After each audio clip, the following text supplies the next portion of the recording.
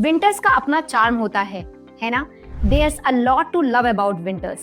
However, I am here to talk about something unpleasant that comes with winters. जैसे जैसे temperature कम होता जाता है, ऐसा लगता है the body parts have started to remember old pains. Suddenly, हमारा shoulder movement restrict होने लगता है. Climbing up or down the stairs makes the knee hurt. What's winter doing to us? So, this is the topic for today. आखिर winters आते ही हमारे joints और muscles के pens और इन्फ्लेमेटरी रिस्पॉन्सेस क्यों इंक्रीज हो जाते हैं और हमें इस पेन एंड डिस्कम्फर्ट को प्रिवेंट करने के लिए क्या करना चाहिए। पहली बात तो ये है कि विंटर्स में रिडक्शन इन टेम्परेचर किसी भी डिस्कम्फर्ट के लिए डायरेक्टली रिस्पॉन्सिबल नहीं है। तो अब मैं उन 3 फैक्ट्स के बारे में बात करने वाली हूँ जो कि विंटर्स में होने वाले जॉइंट पेन और डिस्कम्फर्ट के लिए रिस्पॉन्सिबल हैं। Number 1 is reduction in water intake. Winter season में आपके पानी का इनटेक ऑटोमेटिकली कम हो जाता है, आपको प्यास कम लगती है और जहां आप आराम से गर्मियों में 2.5 से 3 लीटर तक पानी कंज्यूम कर लेते हैं, अब मुश्किल से 1 से 2 लीटर भी नहीं हो पाता। Reduced hydration makes your joints and muscles dehydrated and stiff and that causes pain और discomfort. Number 2, reduction in metabolism. Temperature drop की वजह से हम अपने मूवमेंट्स, वर्कआउट्स, एक्टिविटीज को धीरे धीरे करके कंस्ट्रेन करने लगते हैं।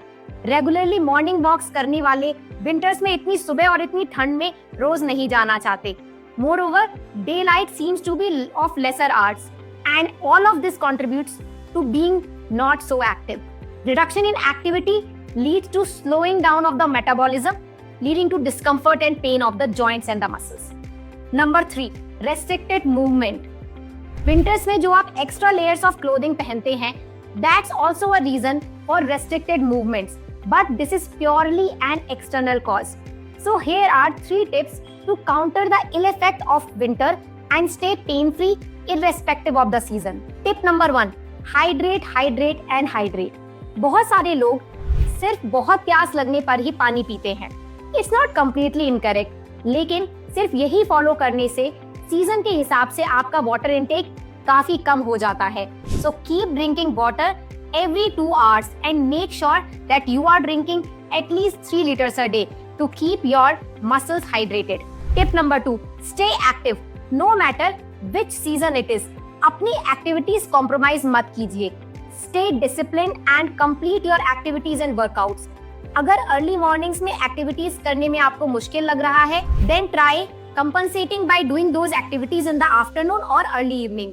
Important बात ये है कि आपका डिसिप्लिन एंड मोटिवेशन ही आपको हेल्दी एंड एक्टिव रख सकता है। Tip number 3 is wear comfortable clothes. Layer yourself comfortably. ध्यान दीजिए कहीं आपके कपड़े आपके मूवमेंट्स को रेस्ट्रिक्ट तो नहीं कर रहे। Prolong restrictions may lead to problems with movements. So make sure to wear comfortable clothes during the winters. So have yourself a great winter. Stay active, stay hydrated, and stay awesome.